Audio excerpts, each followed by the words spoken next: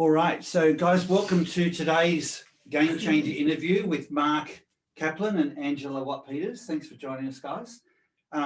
This is for those of you who are new, and Ian, we're recording, right? I am recording, yep. Okay, thank you. So for those of you who may not have been to one of these webinars before, the whole purpose of these when we all entered the COVID scene was to have a mechanism to help people stay true to themselves and on track with being at their best, even through a really challenging time.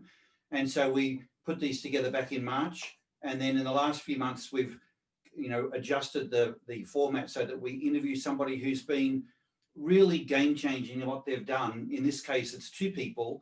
And the way they've been game changing, for me at least, has to be from a place of real authenticity, which means being very true to their ID and very true to their values. And I'm sure as you get to know Mark and Angela more, that will come out in spades.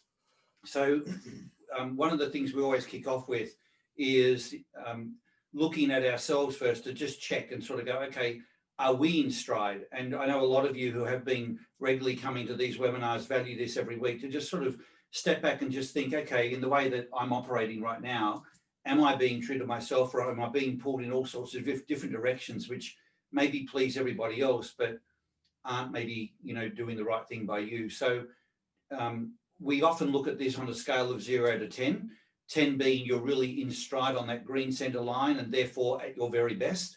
And if you are pulled off right to the side, and depending on how far that tension is taking you, you might be a much lower score. You might say, look, today I feel like I'm just a 6 or a 7 or maybe a 4 or a 3. And what I can tell you is that people who are at the 4s and 3s are generally having some form of health episode or health experience, symptoms to do with their skin or their respiratory, like their breathing. People with asthma find that that's a lot worse. Digestive system, people have a lot of gastric reflux or duodenal ulcers or heartburn or whatever it might be when they're out of stride. So these things aren't just issues you need to put up with. If you actually get yourself back in stride, in many cases, they'll significantly improve and even disappear. So I think this is a really important concept, and it's what I'm all about in terms of the idea. It's not just a way of understanding your personality or your behavior, or even why you do the things you do, even though that is part of what comes out of this. It's more about understanding what you need to be at your very best.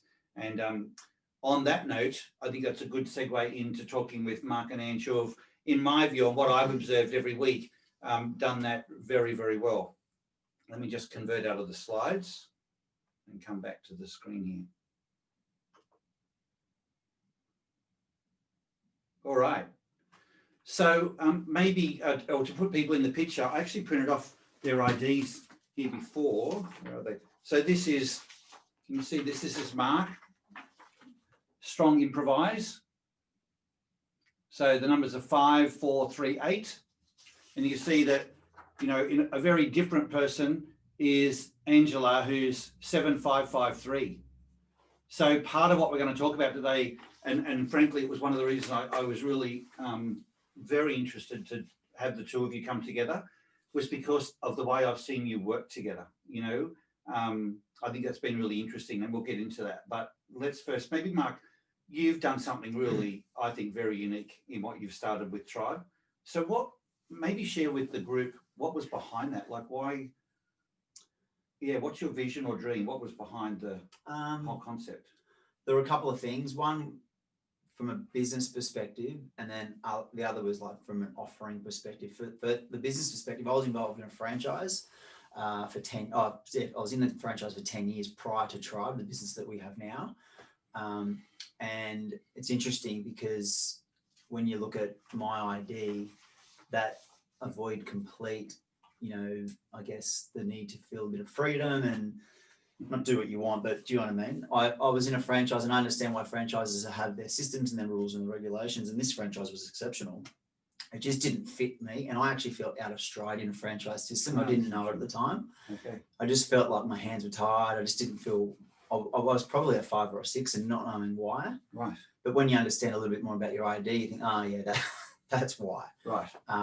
So it was more about me just breaking out, being able to pioneer whatever it is I wanted to do as far as a business and creation and systems and all that sort of thing is concerned. to be my own self, my true self, if you like.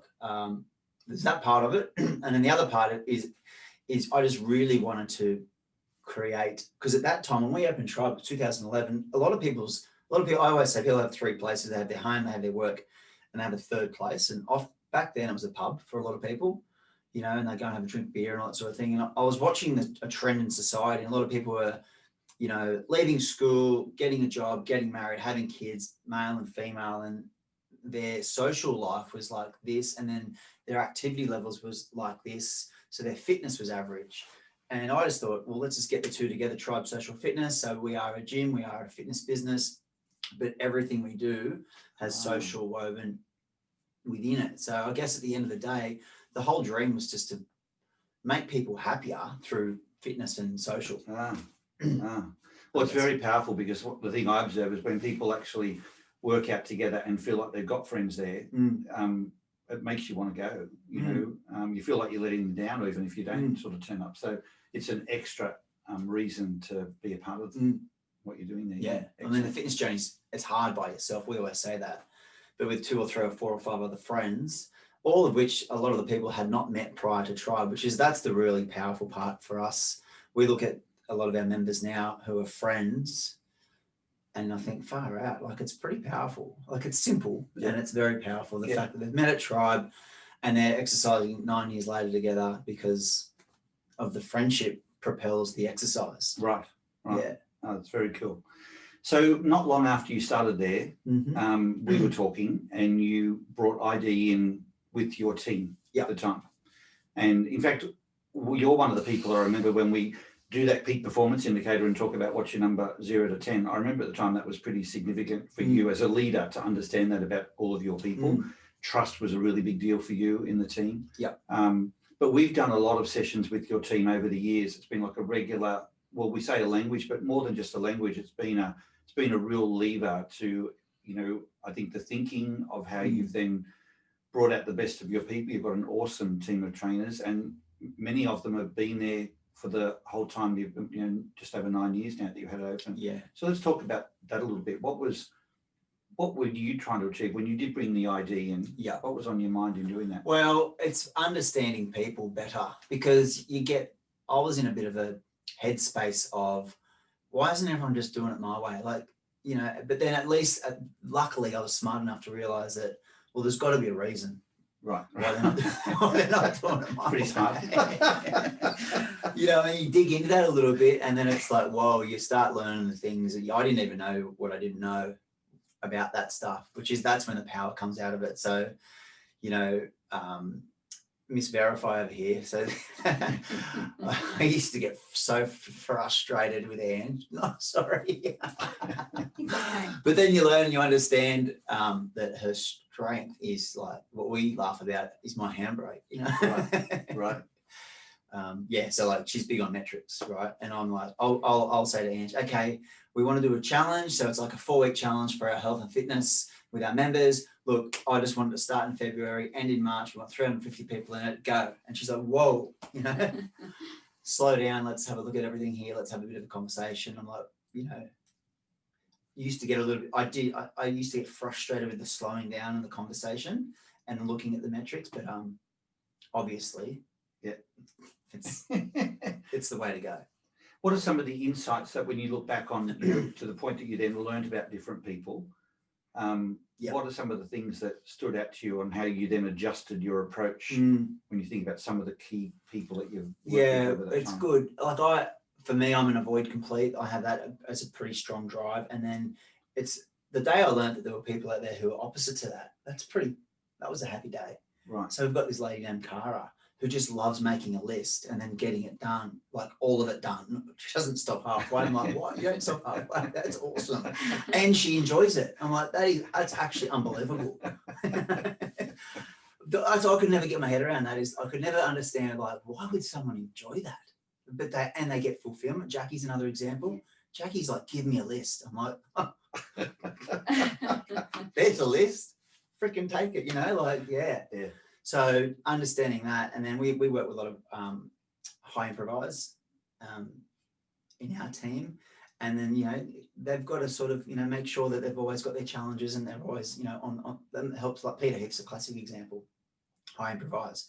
And whenever we do actually do a challenge, funnily enough, he's on fire. He's on fire. Yeah. And when we're 2 months out of the challenge, so if you guys, a challenge is a 4-week health and fitness program, basically where our leaders, our trainers lead 40 people within a team, and and the workload for a trainer doubles, and his stride, even though his workload doubles, you know what I mean? Then 2 months after it, when the challenge is finished, he doesn't dip hard, but you can see it. You can see the difference. Yeah, you can see the difference. Right.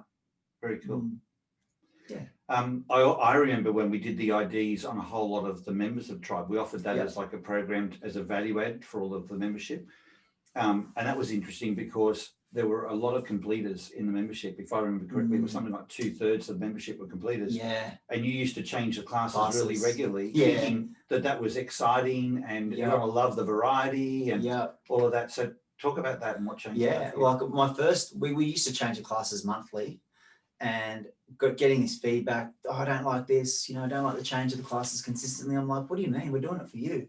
You know, it was my ignorant response. And then, you understand that people actually just want consistency and not only want it, thrive on it. Yeah. Which again, it's like, what? So now we have had this one class on for 8 years and don't get complaints. I'm like, how do you? It's called a lift class. It's still like there's little changes within it, but it's been on there since 2011. Every Monday, Wednesday, and they turn up, they book in. I look at them going, yes, and they love it. We actually had to change a class from 5 a.m. Sorry, no, I lied. From 5:00. What was it? Because we had classes on the 55-minute.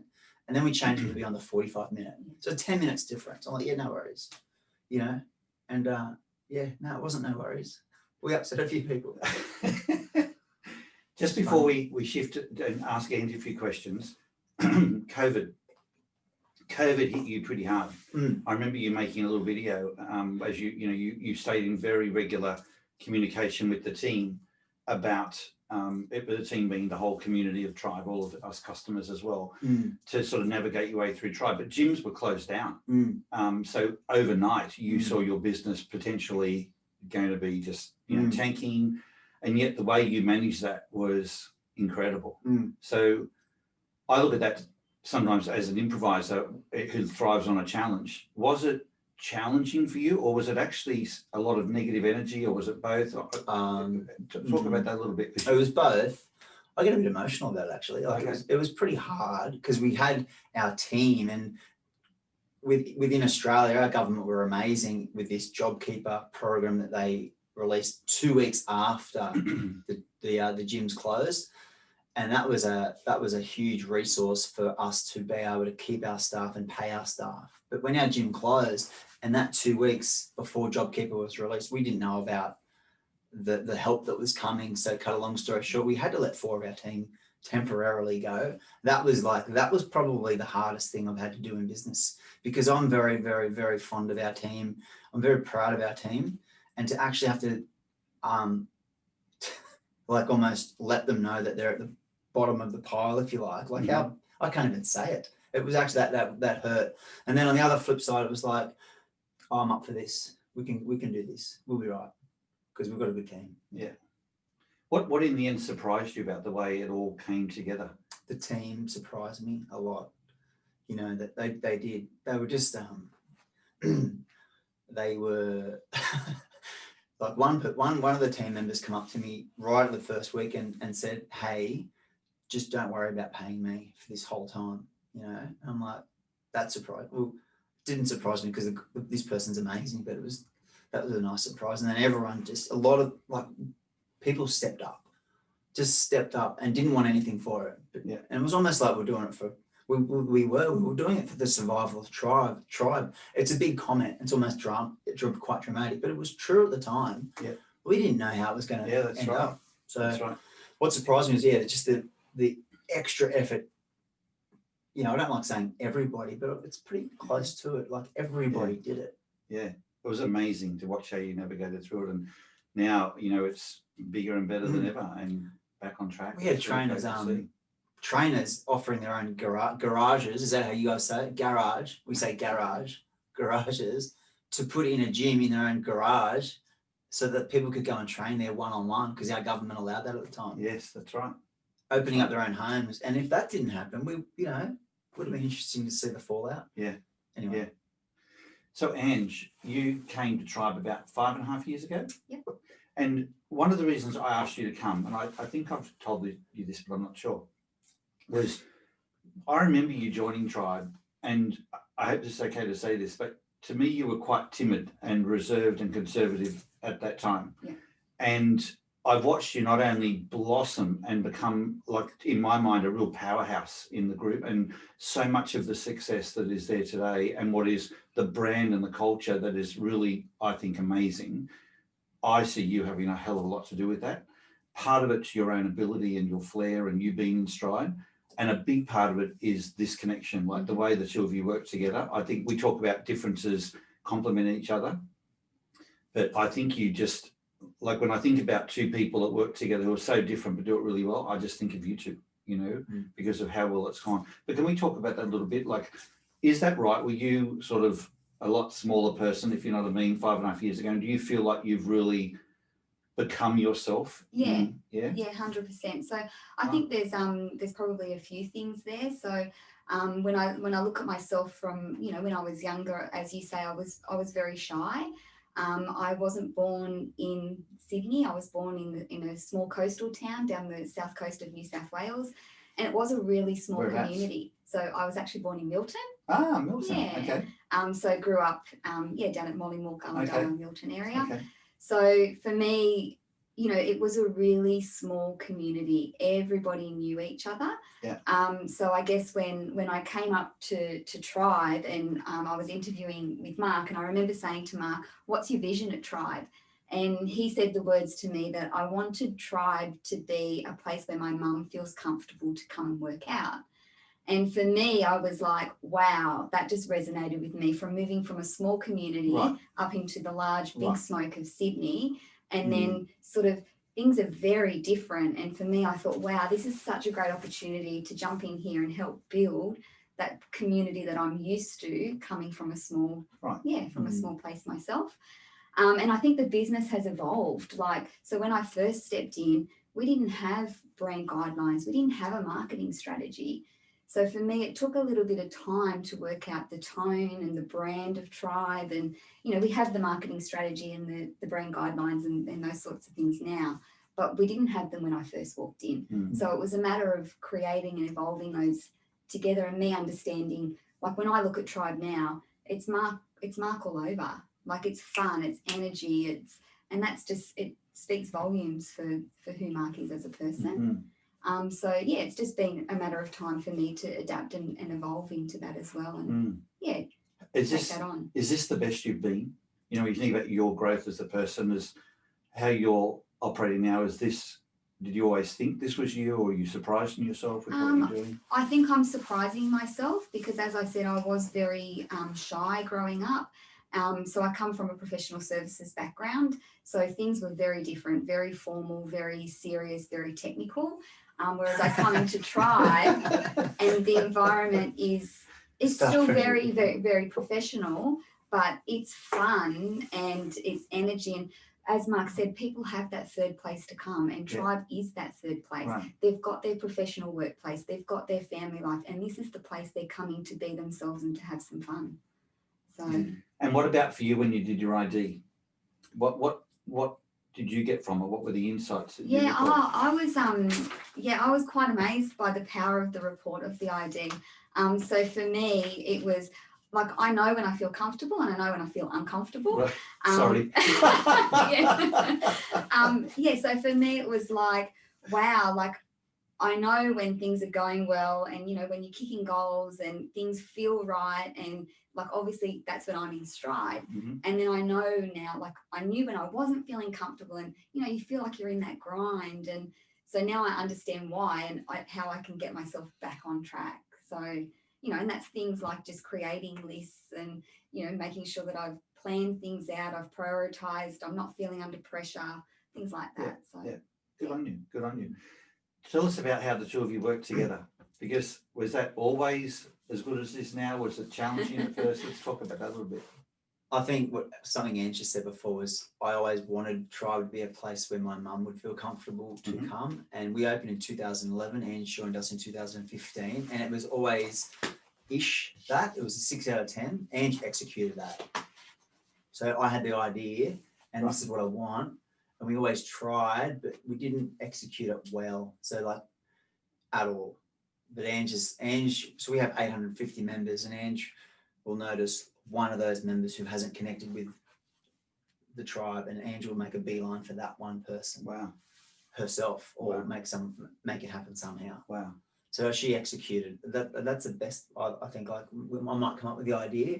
I'm useless at following it through and coming up with the A to Z. I'll come up with the A and the B. So does it give you more confidence now that you've got that sort of support? Does it give you more confidence to actually voice even some ideas because you know something could come from them now? For me, for Ange to voice the ideas? No, for you to voice the idea. Like, are there things now where you think, you know what, as crazy as it sounds, like maybe this will work now because I've got someone who can follow through? Yeah. Oh, 100%. Definitely. Like even with our challenges that we do now. So we'll have, 350 people to get into a challenge. And we used to have 250 and it was a grind to sort of get the numbers of 250 people into a challenge. But now Ange sells our challenges out within 3 minutes, 350 people. It's pretty cool. Mm-hmm. So when I say we want 350 people, I just go, it's probably going to happen because she's very good. She's very good at hitting a target. I take it literally. I've got my my measure. I've got to go for it. I love it because that's you give Ange a target and she rarely misses it. So I've learned now. I just keep upping the number. Yeah. And then 400. What about for you? So for me, I find that we work really well because, as you say, like Mark is a high improviser. So when he's in stride, he does have lots of ideas, and I love that. Like that's how Tribe has got to the place where it is today. So for me, I'm like, pass the idea over, but then we'll pull the handbrake and say, I need the opportunity to plan it through and make sure that all of the risks have been thought out. And then I'm in my element. I don't Mark can go away and move on to other things which excite him, which is fabulous, and let me get in the detail and get it right. So but there's something about the way you drive too, because I mean, a lot of people can have a handbrake person, but the way they are a handbrake is really negative, you know. So I think there must be something about there's your demeanor and how you go about it that's still positive. It's a handbrake that's positive energy for you as opposed to negative energy. Yeah, I love it. I personally really enjoy Ange's company, you know, so that's probably part of it as well. Yeah, she's just like I know Ange has got Tribe's best interest at heart. I understand her ID, and I know what outcomes she wants. So whenever there's a perceived handbrake or she's pulling me up on something, I know it's coming from a very, very, very good place. So you want that. So I say I want that. The other day, I actually we're recruiting this with this guy at the moment for a position at Tribe, and there's a bit of a story pre this. So 3 weeks ago, I just wanted to make a little small change in the business, and it was to close on a Friday night at 6 p.m, not 7 p.m. So I sent an email and I just copied her in. Copying in is not asking for your opinion, just as an FYI. And I sent our administration team, hey guys, we're just going to close at 6 p.m. on a Friday night now. Can you make it happen? Blah, blah, blah. And then, you know, look, she's put her head in there and she's like, can I understand the metrics as to why you're making this decision? And I'm like, oh, far out. I'm very comfortable with my decisions. I wrote back. Anyway, but then so with that in mind, we're recruiting this person at the moment, and I like to bounce most things off Ange, pretty much everything. So I thought to myself, I want Ange's opinion on this. Is he the right person for the role? And have I got him in the right seat? So I sent Ange an email, and it was so well thought out. I was so happy with myself. This is who he is. This is his background. These are the questions he asked in his interview. And this is the role I see him in, A, B, C, D, E, F, G, H. I'm like, and then I went, send, thinking, you know, there's no holes in that. And then she comes back, well, what about M, N, O, P, Q, R, S? And I'm like, yeah. So it's always my first 10 seconds is frustration. Then this is great. Right. It's so good. Well, you look at the synergy that comes, and it really is. You're having more fun than what you'd have normally, and doing things that probably are stretching you outside your comfort zone. Like today, and yet, you know, for Mark, he gets to try these new things and actually see them come to fruition. Which there are so many improvisers who have all the ideas and get things started because the joy is in the starting, and then they get frustrated because the idea evaporates. They don't get to actually see it come together. So then they'll say, I need someone who's different to me to follow through. But then you get someone who's different, but then they can be annoying, you know, so that they tend to sort of have them, then they lose them, and they get another one, and they lose it. Getting the consistency, like even the 5.5 years. I liken it to learning to dance, and now you guys are at a point you can probably anticipate each other, and it makes you even faster and even more powerful. 100%. Do you think I let you go now? Do I used to not let you go? Do I used to look over your shoulder a fair bit? Yeah, you probably are far more relaxed. Do I fully let you go now? Yeah. Do you need to give me any feedback? No. No. I think we have like a mutual respect. So I will know, like I can read Mark in terms of if he has lots on his mind, then I'll know, you know, today's not the day to talk to him about something in detail, and I'll leave that and talk tomorrow. Right. Or I'll send an email which is just like 3 short, sharp bullet points.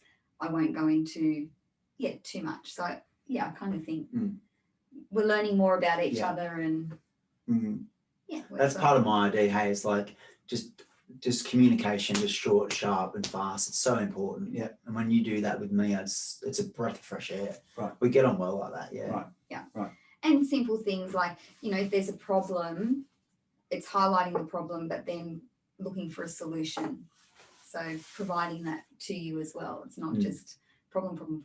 It's problem, solution, solution. Well, that's the positivity that, you know, I think really works for any improviser when they're getting people putting forward solutions in the forms of more ideas, and how you can do it. How, you know, your idea is a good idea, but we need to go about it this way. It's still going forward. Might be a little bit different. Then that's still positive. Yeah. So I'd call this a game changer interview. Do you feel like Tribe and the way you work has been game changing for you? For me personally? Yeah. Oh, 100%. Like I know that I've grown to be far more confident than what I was before. And I think the business has really grown and matured. I know when I first walked in, as Mark said, like he had the vision of it being Tribe social fitness. But I think when I first went in there, we were doing a couple of social parties. But like Tribe is just so much more than that now. Right. Like you look at the marketing strategy now, and it's just there's social and opportunities for people to connect like almost every month from a formalized perspective, but then there's opportunities every day in terms of in the classes and things that we do there as well. So Ange, when you look at what you've done, given your conservativeness and so on, are you proud of what you've accomplished? 100%. Okay. I don't feel like I'm going to work.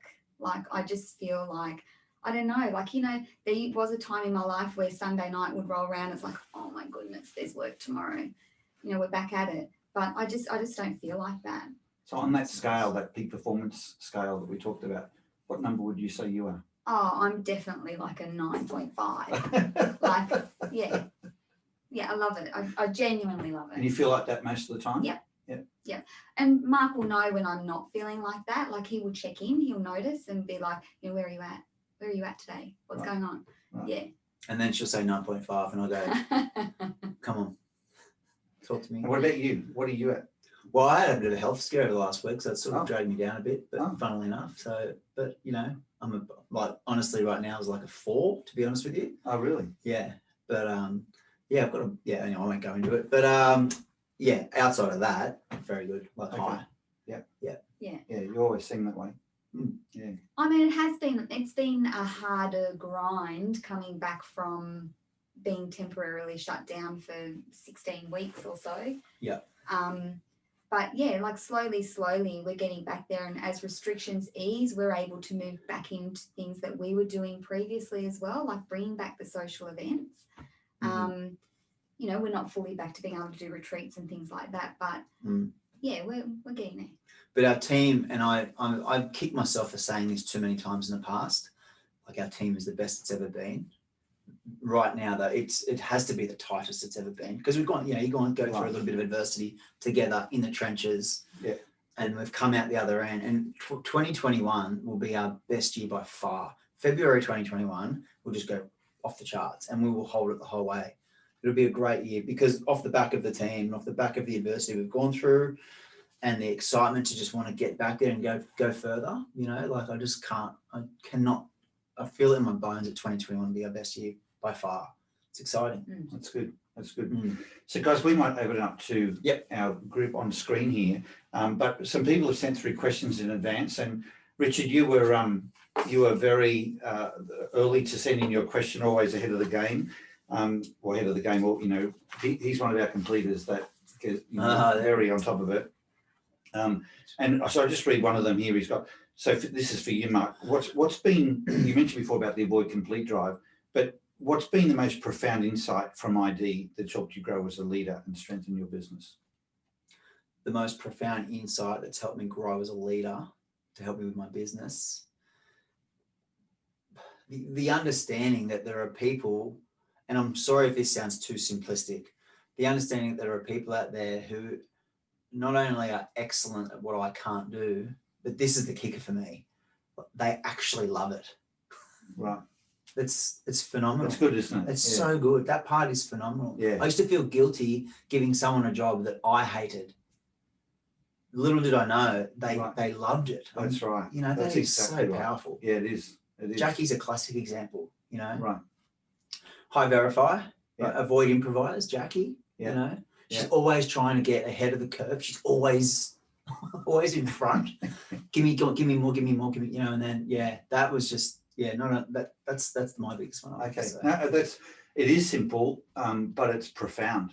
Huge. You know, because I've often thought that myself. Like, can someone? I remember Ian actually on our team wanting to take all of this data and then spreadsheet. And like, are you okay to do it? And he goes, I actually really want to do that. Yeah, but it's actually still can't get my head around it. It's phenomenal. Ange, for you, the other question which you had was, how has knowing the ID of Mark and others in the team helped you in your role in the business? So for me, understanding, like, you know, the colleagues, the people that I need to work really closely with, so the trainers.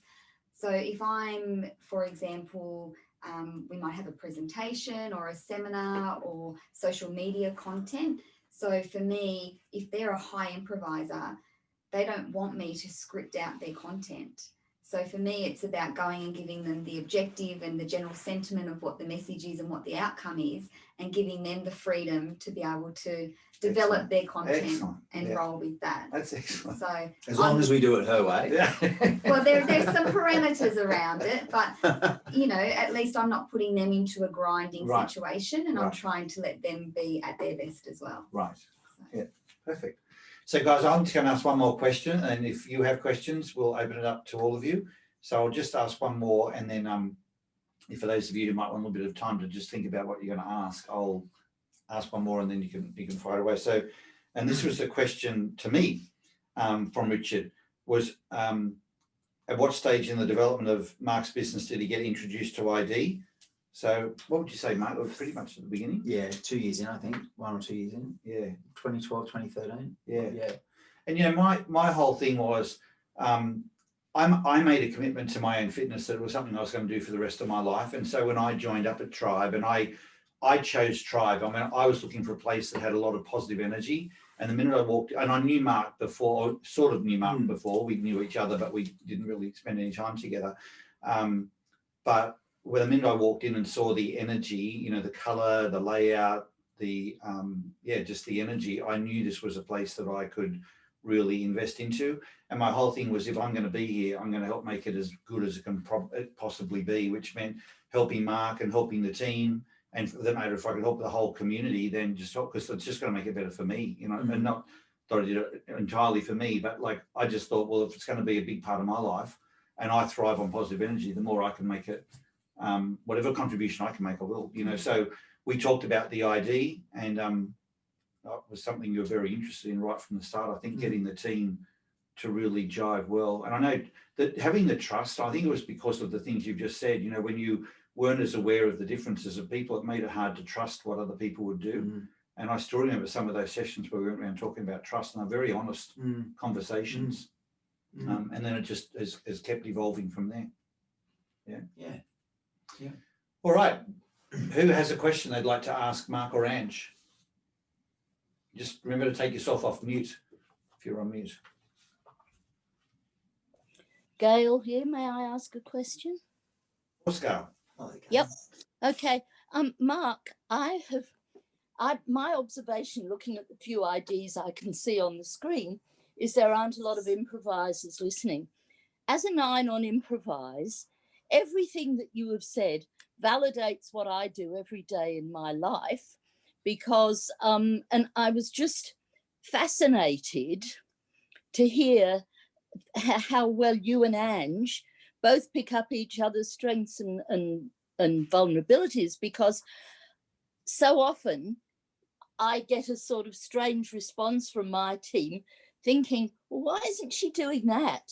Why doesn't she have a list? Why doesn't she do this? They don't verbalize it, but they haven't quite got to the point of understanding it's beyond me. And so I was absolutely enthralled to hear this conversation and feel your energy. And I'm very disappointed that many of the other people who are high on improvise like me actually weren't here to hear it. So just a comment. Well, at least it's recorded, Gail, so they can if you want to share it with Mark.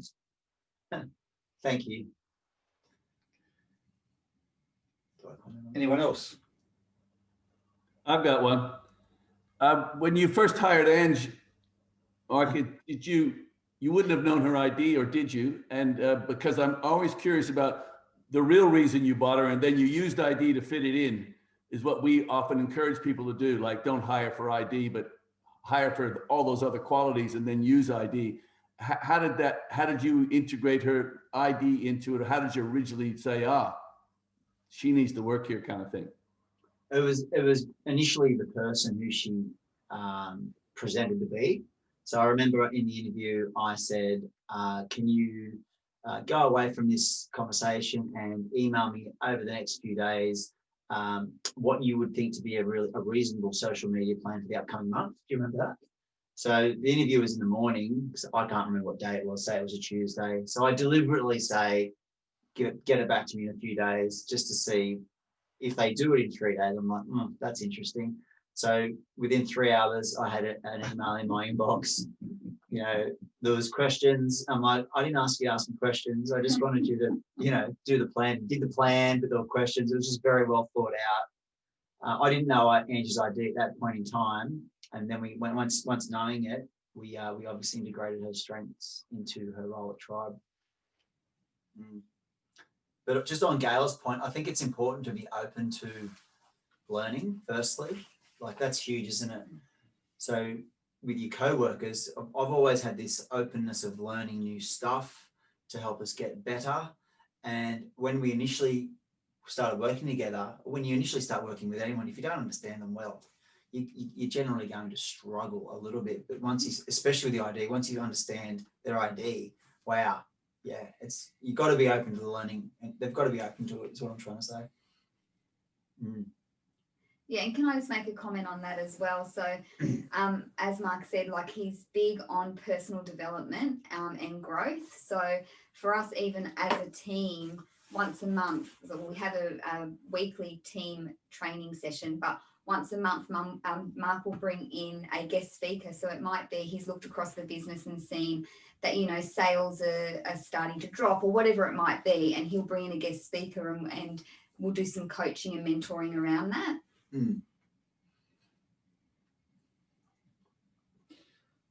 All right. Thanks, Greg. Who else?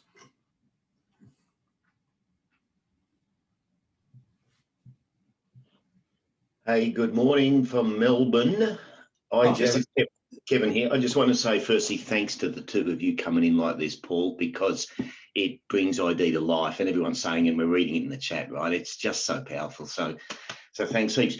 I'm a 1, if you have a look up on the screen there, on improvise. I avoid improvise. I don't even know what Mark's saying half the time here. So I'm the first thing on my list is to understand a high improvise, right? Because I need a list. Hey, here's a question for you both. When you do have a crap day, when COVID was obviously, Paul's already asked about, when you have a crap day, how can you both climb into really quickly getting back into stride, I guess, in terms of tribe and the business? When you hit a speed bump, I'll be curious. How do you get back into stride? Yeah. You hit a speed bump. I guess for me, it's taking a step backwards, just getting a bit of a helicopter view of what's going on. And often things are never as bad as they seem. I like to get a pen out and a piece of paper and literally write down what the problems are and put it on paper, because once it's on paper, it's out of my head. The emotion goes away and I can logically just look through it. Even if there are 9 problems, I always just look at the 9 problems and say to myself, okay, for that first one, can I solve that and get over that? Yes. Next one, yes. Third one, not sure, come back to it. And then go through all of the 9. And once you can isolate them individually, things don't seem anywhere near as bad. And then, you know, obviously going and doing something you enjoy, go for a walk, go do a workout, go and have a beer or a coffee with a friend or whatever it might be, just to get you back into that stride. Good tactics generally. And I guess for me personally, it's just about taking that step back and having a look or planning it out to make sure that, you know, I've got my list of things to do and that I know that the risks have been identified and that I can get on with things and just start doing it, start ticking them off.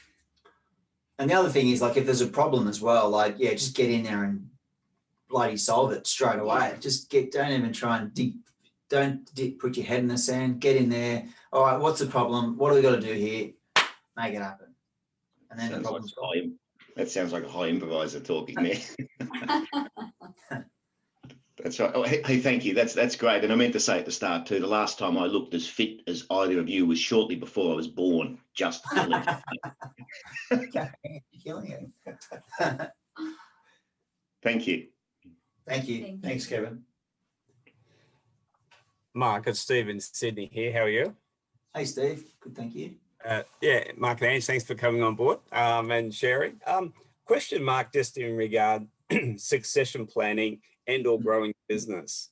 So I live in the Southern Shire, so I know where you guys are, and you potentially have the opportunity to expand, and wondering what are the challenges you personally face, because I see in your improvise your high entrepreneurial spirit, but how do you then create one from a business, how do you deal with the challenges from just a business location, but like a succession plan to share your passion to someone else who may operate another site where you're not there every day? How do you manage through that? And Ange, who's nodded there fiercely, she's much like, wow, if this comes off, how am I going to deal with all this stuff of another location, for example?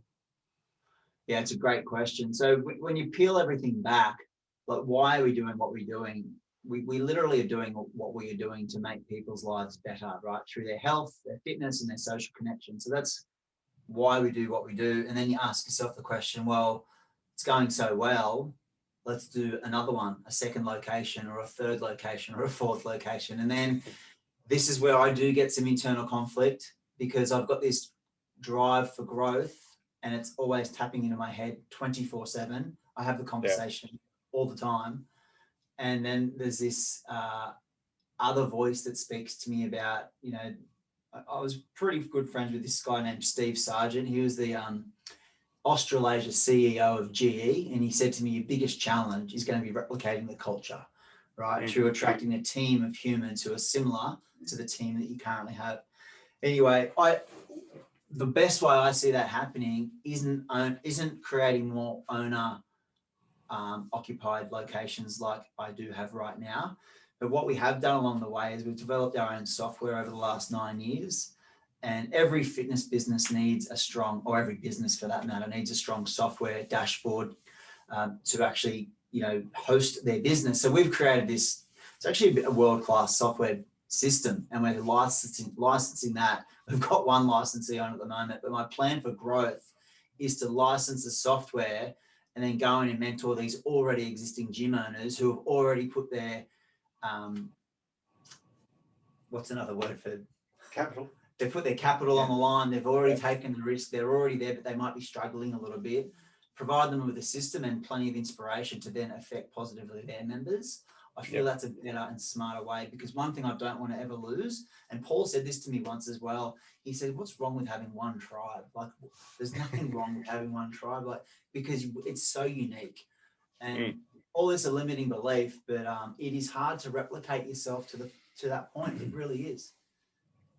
Yeah, I've known someone who's worked with you, so sort of understand a bit of a background that you're looking for growth because that's just who you are, and influencing people and making their lives better. So yeah, it was interesting to hear how you might have approached that, because the excitement, the desire, yet the constraints and the other thing of why you're doing it, and losing control may not be an issue, but it may be. But you've got Anne sitting beside you who, to be able to provide at the same level and then operate them at the same passion would be a really interesting dilemma. I've seen a lot of business owners try to expand, and everything is so they've got to touch it to make it work, and that just becomes unsustainable after.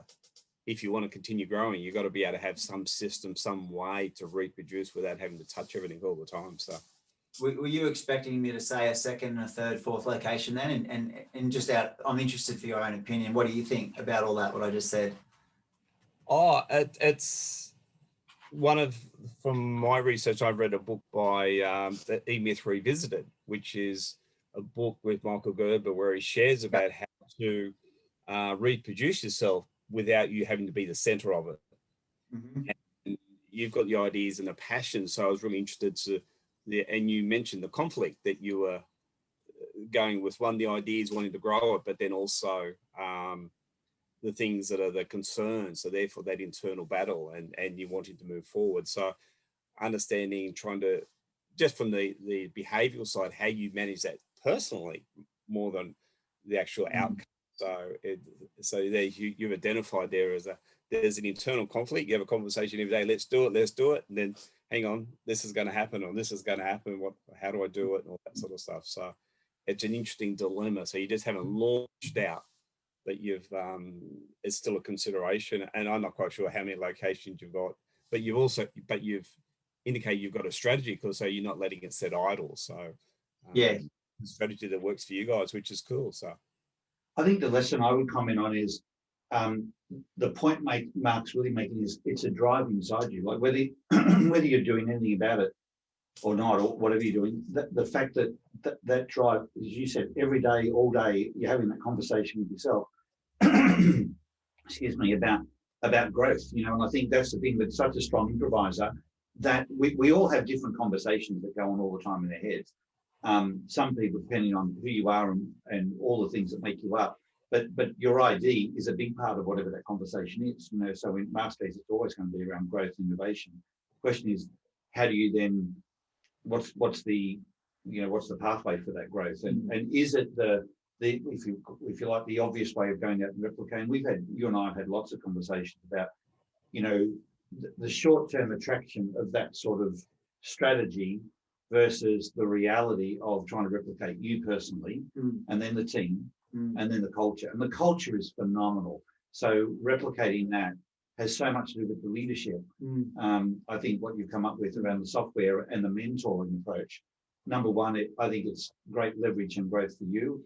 You get to feel like you're making a difference for others.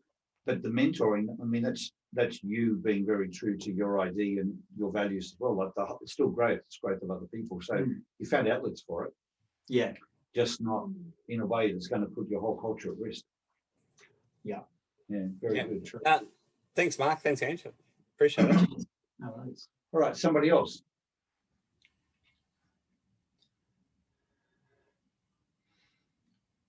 Well, I did have another question that was raised as well, which was, once I found out your ID, this is a question to me for you guys, was once I found out your ID, what strategies did I use to deliver the aha moments to Mark, to help him, you know, pivot for your personal and business growth?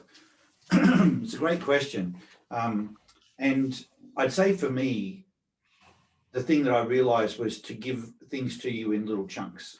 You know, I probably saw lots of insights that I could share with Mark very quickly. And one of my, I suppose, early on, I would just, because I want to add value, I'd spray all of this, you know, what I thought was wisdom at somebody from what I knew of their ID. And I'd watch it all just, it was like pouring, you know, 5 litres of water into a little glass, and it just all flowed over and nothing happened with it. And so what I found was I just now sort of, I could be on the treadmill and Mark comes over and we have a quick 2-minute chat, and I'll just throw something about one person, you know, whether it's about a member or whether it's about one of the team or about you, you know, it's just one sentence, one quick 1-2-minute conversation. But I feel like I try and have something always, if we are talking, that I can throw in, well, mostly it's off the cuff, but I'm just conscious of giving you sound bites as opposed to any long-winded sort of exercise. And just checking in. I think the main thing, every so often, I'll just check in and ask you, how are you? How's the team? You know, how's certain individuals on the team? And how many times have we done that? And you're like, wow, your timing for asking that question is uncanny. Yeah. You know, I just need to have this quick conversation. And we talk about someone in 2-3 minutes to give you some direction on how to help them. And we're done. It's interesting you should say that, because when you do say something like give a little nugget of gold or something to Mark, you think as an improviser, I don't know, I just think, where does that fit in his ID? That you think that he's not dismissed it, but he will go away and think about it and then come back to you. It could be the next day he'll come back and go, hey, I was thinking about this. Where does that fit in his ID? Well, I think for me, it's just you work in short bursts. So his short burst is, I'm moving on. But if it's actually hit a nerve, it will keep percolating. Right. You know? Yeah. But not to just process. He's thinking, how do I grow? What do I do with it? How do I take? It's all about going forward. Yeah. Okay. Yeah. Would you say, what would you say? I should have let you answer that. What do you mean? Like, so for example, if we're talking about, you know, for example, it might be the closing the gym for half an hour earlier on a Friday, for example. And if I might go back to you and say, well, can you give me data that shows me how many people are going to be impacted if we do close earlier? And then you made the comment or this example where you came back to me and said, I'm quite comfortable with my decision. Which was my first 10-second reaction. But then you went incorrect. away and you'll come back to me at a later point in time and go, hey, I've thought about it, blah, blah, blah. I guess high improvisers are quite fast paced, right? So my first reaction is just like, I just like getting problems solved, fixed, quick. And then someone said to me once, slow is fast and fast is slow. Slow is fast and fast. Yeah, that's right. Yeah. So you go away and you think about it and you think, basically my head goes, I should have given that more time. She's right. Again, go back to it, revisit it, and get your perspective properly. Right. Yeah. And that's me trying to pull my handbrake on myself, which is quite, I just find that a bit hard. Yeah. Boring. Well, I think that's the thing with synergy. Synergy doesn't mean that when you've got differences, it doesn't mean that every single step is positive and fun and energizing. There will be little irritations, but the overarching benefit is that it's positive, you know, but there's still little like friction points along the way. But if there is the understanding, if there is the respect, you don't let the friction grow and become anything. No. I feel very comfortable with Ange. Do you feel? I feel very comfortable 100%. to sit and we can, and I fully respect Ange, and I feel so comfortable saying, hey, what about this? And what did you think about that? Did you think we did that the right way? And someone said to me once, Matt King, who owns McGrath Real Estate, he said, if you're not having disagreements, it doesn't have to be an argument like a yelling match, but if you're agreeing on everything all the time, there's probably a problem there. Yeah. Healthy tension. Yeah. I think, in fairness, I think everybody respects you, Ange. I mean, you've built that sort of brand within the business that everybody pays attention to what you're saying to. Yeah. All right. We've got time for maybe just one or two more. Hey, Paul, it's Grant. How you going? Hey, Grant, great. How's Phoenix? It's an interesting place right now. I won't go into details, but it's a tough place to be right now in the US. Yeah. Question for Ange. I'll cut to the chase. As a 3 and improvise, Ange, I heard you describe the work culture and the workplace as fun. So how did the 3 and improvise deal with that as a new person to the tribe? Yeah. So for me, I guess I guess you can still be professional and have fun. So for me, it's about making sure that everything that I deliver is still at a high standard and very professional, but just allowing, for me to relax a little bit and allow that fun to come through as well. If that makes sense. Yeah, it certainly does. If you took a similar approach. We just lost you there, Grant. What did you say? Yeah, sorry if I'm cutting out. I was just going to say I've had a similar experience and a similar approach about the whole concept of fun in the workplace. Yeah.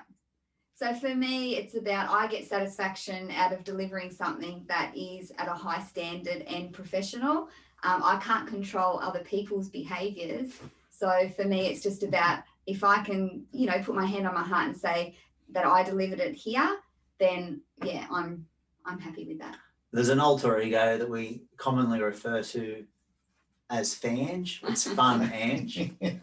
Fange comes out every now and then. She's quite hilarious. Not like you guys. Fange.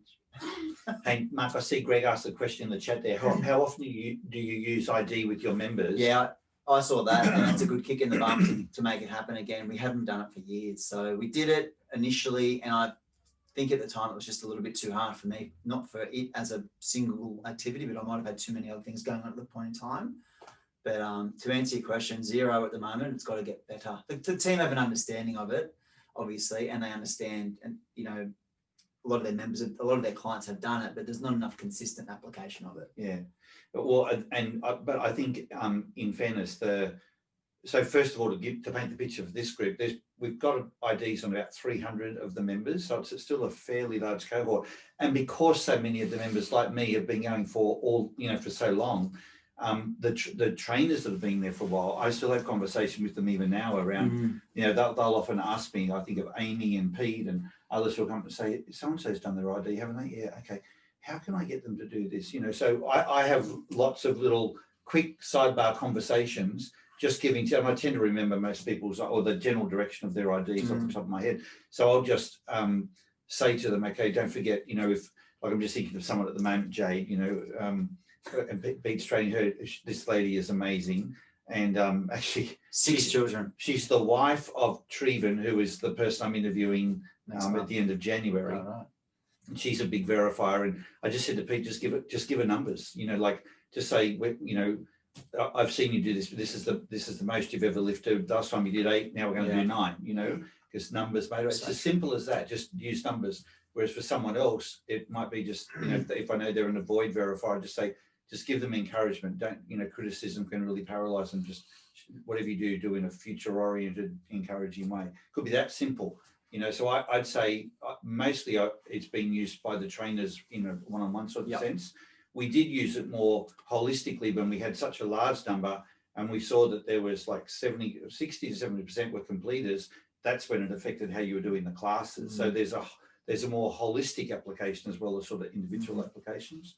That's with the members, but we really did it as a value add for the members, didn't we? Back then it was like just an extra, here's something that they can just get in terms of personal development that really aligns with becoming a better person through your fitness, like mind fitness as well as physical fitness. But we should look at that. Yeah. Thanks, Greg.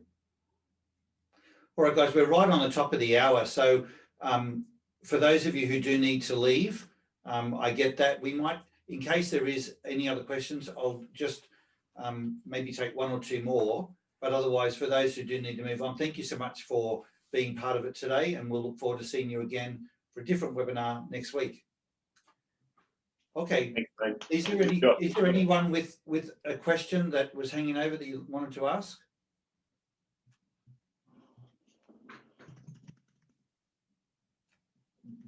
Perfect. Sounds like we're good.